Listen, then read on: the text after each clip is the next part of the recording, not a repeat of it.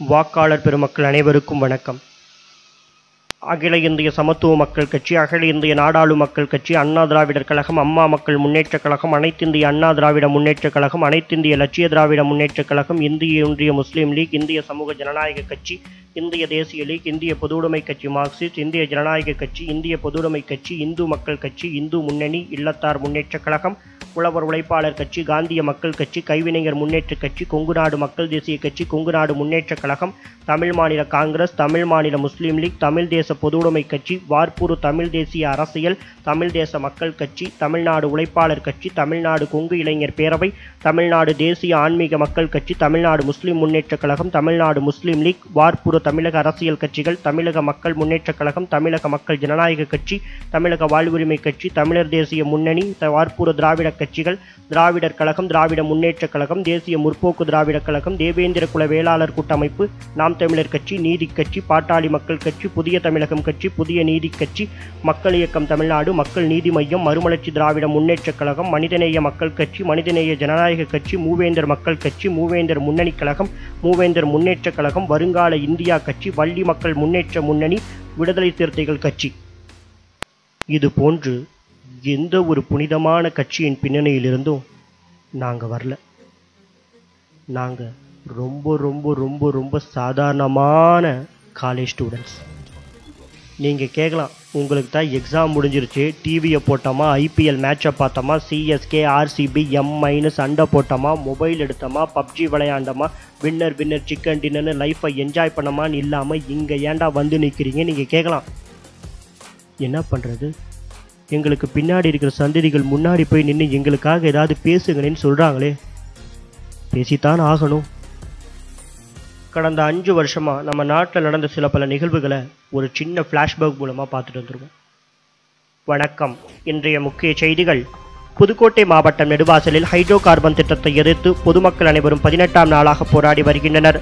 விவசாய இழப்பீடு, நதிநீர் இணைப்பு போன்ற கோரிக்கையை முன்வைத்து டெல்லி ஜந்தர் மந்திரில் தமிழக விவசாயிகள் நிர்வாண போராட்டம் நடத்தி வருகின்றனர். கச்சத்தீவு அருகே மீன்பிடித்துக் கொண்டிருந்த தமிழக மீனவர்களை இலங்கை கடற்படையினர் அடித்து விரட்டியுள்ளனர். காவிரி மேலாண்மை அமைக்க வலியுறுத்தி தஞ்சை விவசாயிகள் அனைவரும் போராட்டத்தில் ஈடுபட்டனர். அரியலூர் மாவட்டம் குழுமூரை சேர்ந்த மாணவி அனிதா 12ஆம் வகுப்பில் 1200க்கு 1176 மதிப்பெண் பெற்ற போதும் நீட் தேர்வால் மருத்துவ படிப்பில் இடம் கிடைக்காத காரணத்தினால் தூக்கிட்டு தற்கொலை செய்து கொண்டார். ஸ்டெர்லைட் ஆலைக்கு எதிரான போராட்டத்தில் பொதுமக்கள் மீது காவலர்கள் நடத்திய துப்பாக்கிச் சூட்டில் 13 பேர் உயிரிழந்துள்ளதாகவும் ஏராளமானோர் படுகாயமடைந்துள்ளதாகவும் செய்திகள் வந்துள்ளன. சேலம், சென்னை 8 வழி சாலைக்கு எதிர்ப்பு தெரிவித்து திருவண்ணாமலை, சேலம், தருமபுரி, கிருஷ்ணகிரி மாவட்டங்களில் விவசாயிகள் தொடர்ந்து போராட்டத்தில் ஈடுபட்டு வருகின்றனர். பொள்ளாச்சியில் இளம் பெண்களுக்கு பாலியல் தொல்லை கொடுத்து துன்புறுத்திய சம்பவத்திற்கு பொதுமக்களிடம் கடும் எதிர்ப்பு எழுந்துள்ளது. இதெல்லாம் கடந்த 5 வருஷமா நாம கேட்டு பார்த்து கோபப்பட்டு வருத்தப்பட்ட செய்திகள். இதைவிட மோசமான நிகழ்வுகளாக நம்ம நாட்டில் நடந்திருக்கு. அதெல்லாம் நேரத்தின் நெருக்கடி காரணமாக நாங்கள் சொல்லலை. சரி, இதெல்லாம் எங்கே நடந்துச்சு?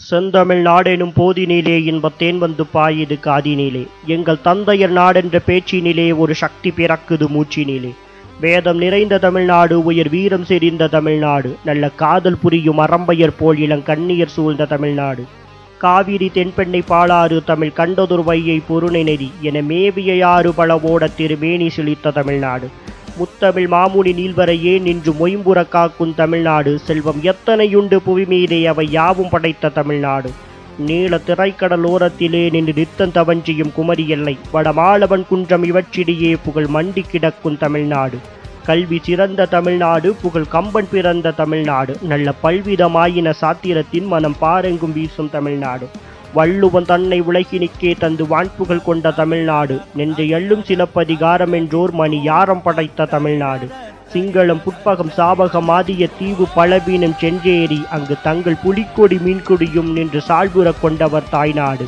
விண்ணை இடிக்கும் தலையிமயம் எனும் வெப்பையடிக்கும் திறனுடையார் சமர் பண்ணி கழுங்கி திரள் கெடுத்தார் தமிழ் பார்த்திவர் நின்ற தமிழ்நாடு, சீன மிசீரம் யவனரகம் என்னும் தேசம் பழகும் புகழ் வீசி கலை ஞானம் படைத்தொழில் வாணிபமும் மிக நன்று வளர்த்த தமிழ்நாடு.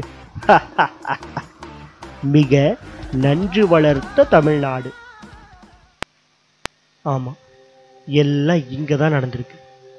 இதெல்லாம் யார் செஞ்சா? கண்ணை முடிட்டு சொல்லிடாதீங்க. அரசாங்கம் தான் செஞ்சுச்சு, அரசியல்வாதிகள் தான் செஞ்சாங்க, அரசு ஊழியர்கள் தான் செஞ்சாங்கன்னு நெஞ்ச தொட்டு சொல்லுங்க. இதெல்லாம் நீங்க தான் செஞ்சீங்க, நான் தான் செஞ்சேன், நாம தான் செஞ்சோம்.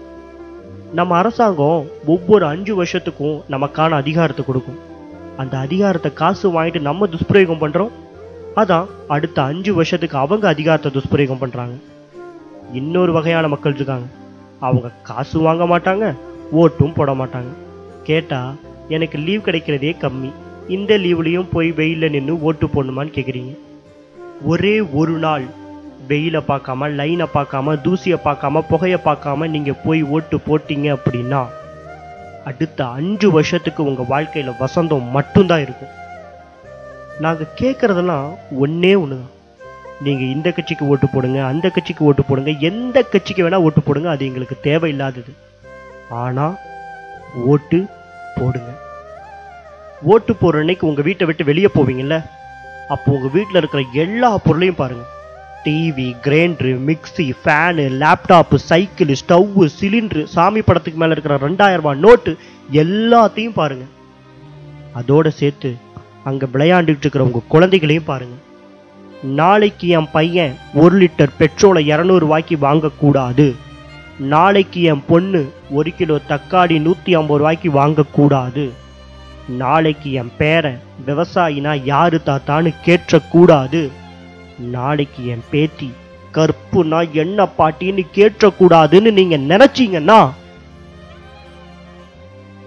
ஒரு நல்ல தலைமையை எங்களுக்கு அமைச்சு கொடுங்க. ஜெய் ஹிந்த்.